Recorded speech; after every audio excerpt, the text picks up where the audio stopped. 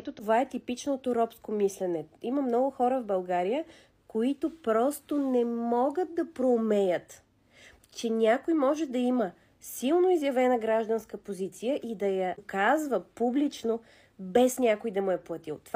Това е проблема. Защото за тях всеки, който защитава някаква позиция, е платен. Това са хора, които са крайни материалисти и които не вярват в абстрактни идеи.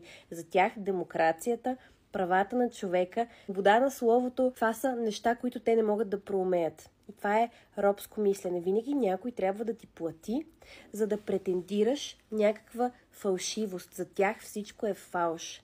И те не могат да разберат, когато човек е автентичен. И винаги си мислят, че той е платен. И затова е хубаво всички да говорят, да се промени това мислене. И за да разберат хората, че това, че говориш, не означава, че някой ти плаща. Това означава да си себе си, да си един истински